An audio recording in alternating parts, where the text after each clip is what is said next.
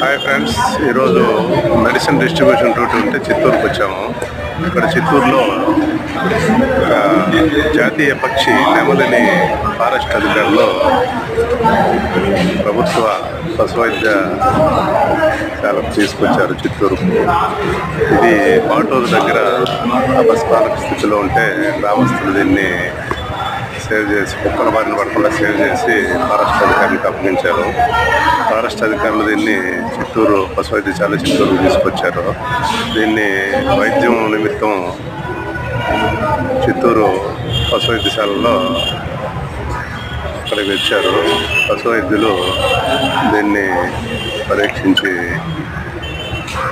ఇది విషాహారం తినడం వల్ల సుమారుగా ఇలాగ జరుగుతుందని అనుకుంటున్నారు. దీనికి ఇంజక్షన్లు ఇచ్చి దీన్ని బరువు కూడా చూశారు. ఈ నెమలి చాలా తక్కువ వయసేం కాదు, చిన్న వయసే నెమలి, 3.5 కిలోల బరువు కూడా. దీన్ని పరీక్షలు చేసిన అనంతరం దీనికి ఇంజక్షన్లు కూడా ఇవ్వడం జరిగింది. తర్వాత మరుసటి రోజు కూడా దీన్ని వైద్యశాలకు తీసుకోవాలని పశు వైద్యులు చెప్పారు. దీన్ని సంరక్షణ నిమిత్తం ఫారెస్ట్ అధికారులు